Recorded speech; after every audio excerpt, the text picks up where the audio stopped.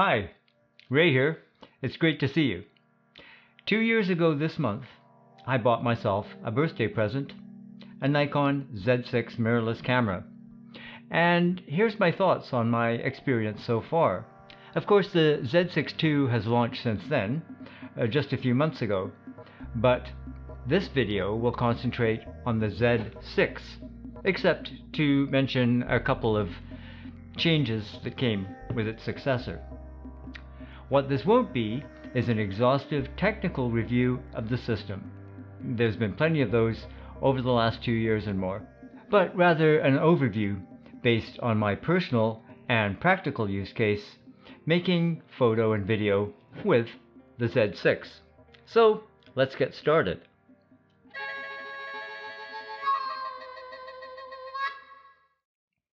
The first days with my new camera were blessed with weather not unlike what we have today, albeit with a lot of offshore wind. So, after abandoning a location on my deck where I had to sandbag everything lest it get blown away, I nestled myself amongst a nearby rocky outcrop and tested out the video capabilities of the Z6, which was really the prime motivation for buying the camera in the first place. I compared it in this way to other hybrid cameras I had at the time, including my Fujifilm X Pro 2 and my always with me iPhone XS. In the meantime, during my incremental shift to mirrorless, I liquidated most of my DSLRs, holding on to a Nikon D800. I still had several f-mount lenses, including the 24 to 70 2.8 and the 70 to 200 2.8 Nikkor zooms. So that was the beginning of my relationship with the signal camera from Nikon that really marked their late entry into the mirrorless camera market. And overall, I haven't been disappointed. When I bought the camera, rather than go for the kit lens that I'm told is an excellent zoom, the 24 to 70 f4, I bought my first S lens, the 50mm 1.8. because I'd heard high praise for this lens. And now it's my turn to praise what is the best 1.8 lens I've ever used. It's better than previous 1.4 lenses I've used, especially the Nikkor G, one of the worst lenses of any kind I've owned. It was soft, wide open, and focus was hit and miss. That is with my D7000, D800, D600, and my f90X film camera. The 50 really is a superb lens. I've got the 85 on this right now. The 50 is what you're looking through. It hadn't traditionally been my favorite focal length. Years passed where I didn't even own one. It's grown on me, though, in the last 2 years to the point that I've been thinking of adding the newly released f1.2, which I tried out recently and fell in love with.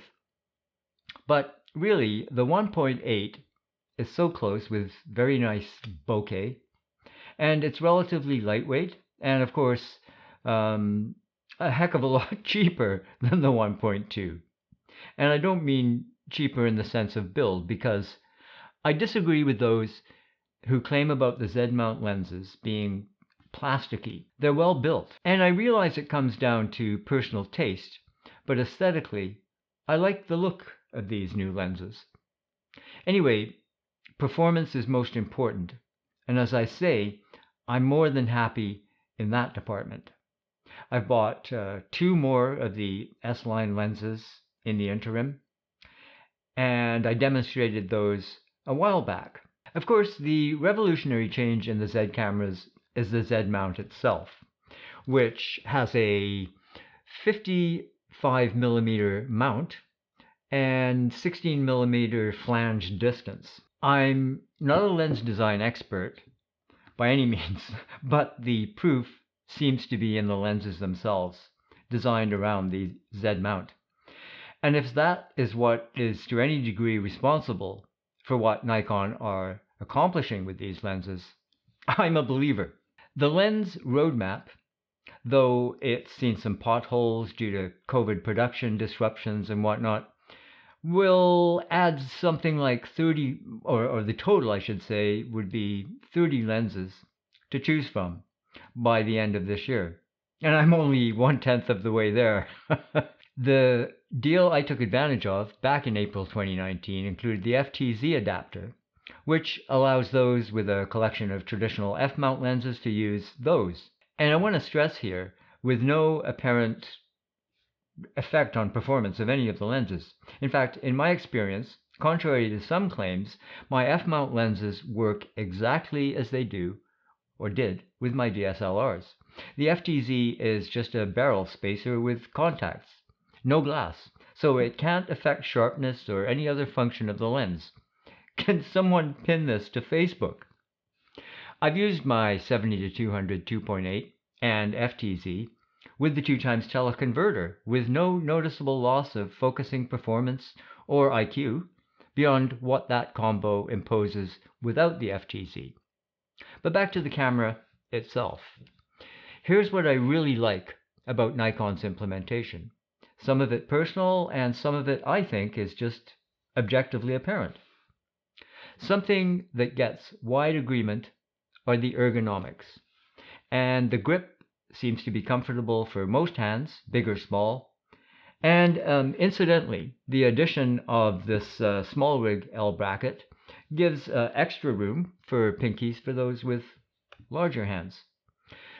For me, the layout of the buttons and everything else ergonomically about the camera is an improvement over earlier DSLRs that I've used. Everything is accessible, and of course your mileage may vary here, but as a longtime Nikon user, there was not too much of a learning curve with the menus. As I indicated earlier, I was out the door and up and running after a quick look at the introductory part of the manual. And you do read manuals, right? Let's get this out of the way. I really don't mind that there wasn't a 2-card slots and that the camera uses XQD cards. First, I've never used a second card slot for backup, only overflow, or more often to shoot JPEGs in addition to RAW, splitting them between 2 cards. I'm not a wedding shooter, but I understand you can't reshoot that kind of an occasion. I've always shot with a second camera body. Maybe that's a holdover from my decades of shooting film. As for cost, the Z6 camera sold for around $2,000 US. So $150 for a memory card, in my opinion, is really not unreasonable. Of course, we can now use CF Express with the cameras. I think it's a good thing that the Z2 cameras added a second SD card slot. The ENEL15 battery is good, not great in terms of battery life, particularly where video is concerned. And in that case, you'll want to invest in external power, either AC or a battery pack. If you're serious about video or long exposure and time-lapse, that probably means a dummy battery and V-mount battery setup of some kind. I don't think the Z cameras are comparatively worse or better than any other mirrorless camera in that respect, due to electronic viewfinder, rear screen usage, so they can't compete with DSLRs in that area. Focusing, I've never had a real problem with the focusing on the Z6 beyond occasional glitches that come with any autofocus camera. Of course, look, we want our cameras to perform as well as possible, and that's why we upgrade cameras to take advantage of improvements. And in my experience, the Z6 performs well, even in low light. I shot manual for decades. My first autofocus camera was a Minolta 7XI, I think it was, which I won at a juried exhibition in 1992, with a photo that I shot with a fully manual Mirrorless medium format camera. I made some good photos with that Minolta camera in the short time I owned it, and it demonstrated to me that autofocus could someday be a useful tool. My first digital camera, Fujifilm FinePix S2, demonstrated that digital was likely to win me over to its evil ways, but that autofocus still had a ways to go. Is Canon, and especially Sony autofocus, or more likely tracking, that much better, as many people claim? I don't know, because I've never performed a side-by-side comparison, and I'm not likely to switch to those mirrorless systems. I haven't in the past, despite hearing good things about both. Most importantly, the Nikon works for my use case, and I have a collection of f-mount lenses. So that's that brand war stuff out of the way. I'm not sure why I need to actually be defensive about that, except, as I've noted in other videos, the tribalism thing is so pervasive. So anyway, back to the topic at hand. The menus. I just watched another YouTuber give a rather tepid review of the Z6 II. Again, I have no issue with people who prefer different brands, but just be honest about your preference. And that reviewer criticized the Nikon's menu system. And I guess here's where familiarity often breeds favor, because their preference, to me, is a poorly executed labyrinth, while Nikon menus are straightforward and intuitive. And that really influences my camera purchases. Again, maybe it's because I've been with Nikon for a long time.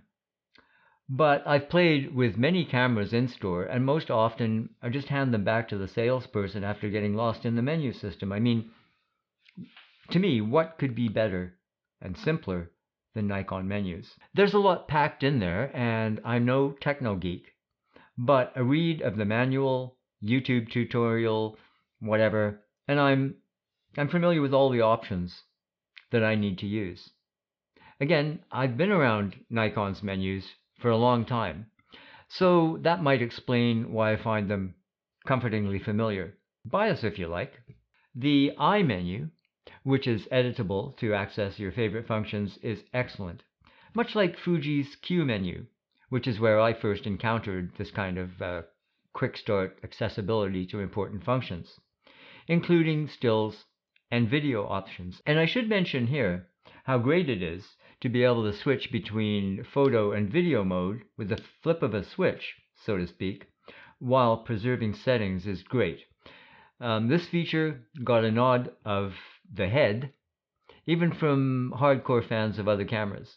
It just makes sense, and it's since been copied by the competition.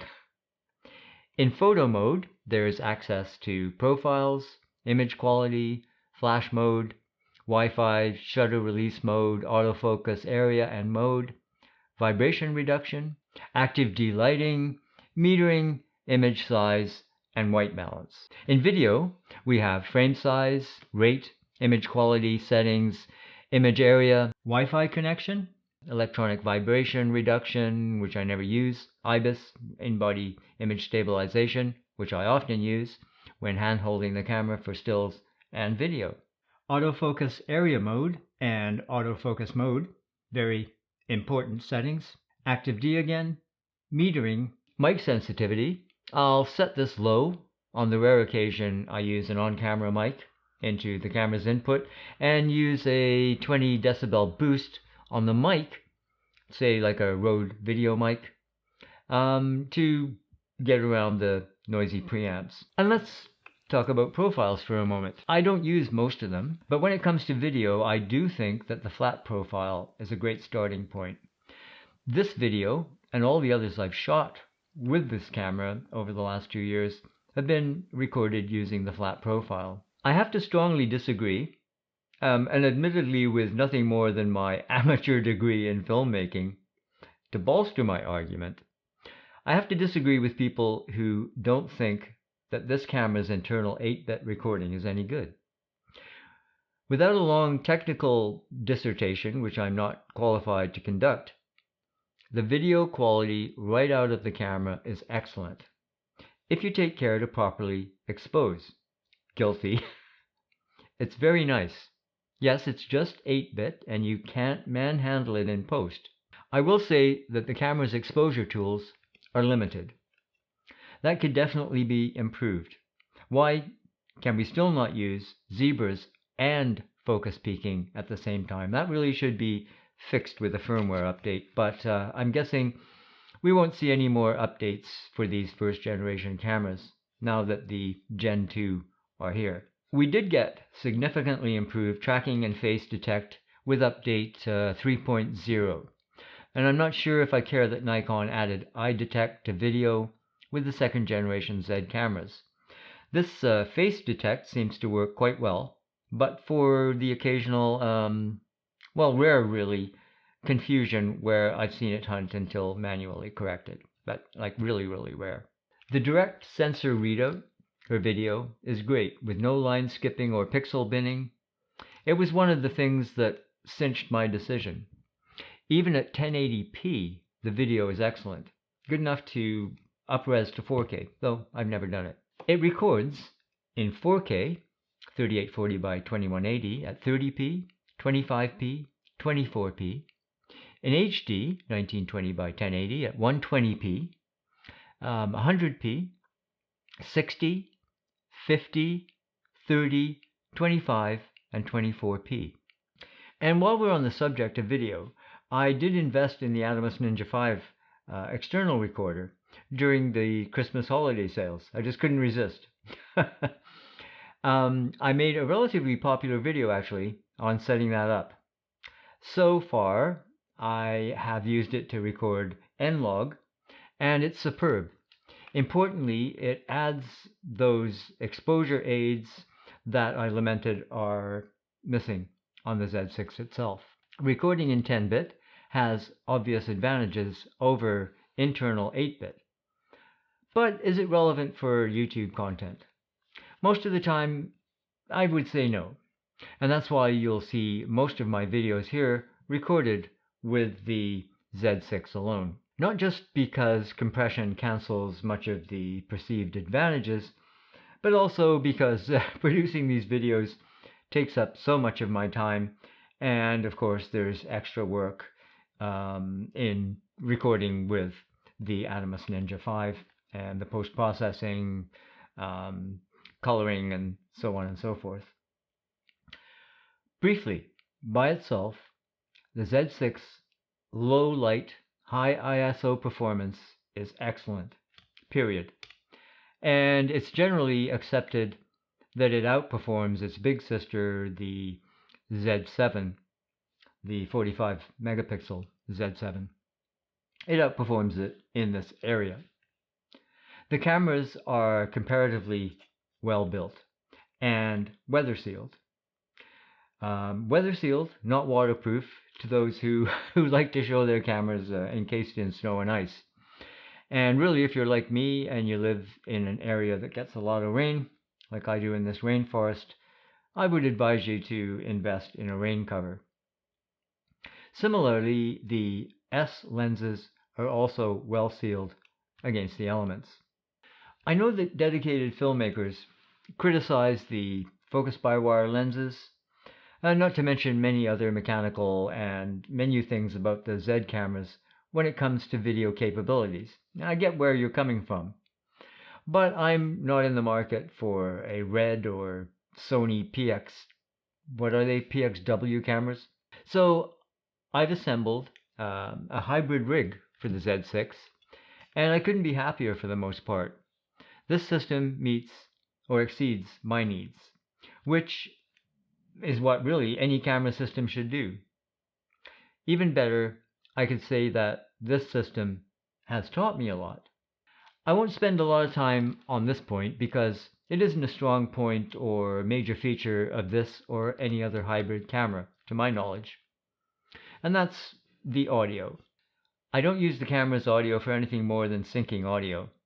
I record externally with my Tascam DR60D Mark II and various mics.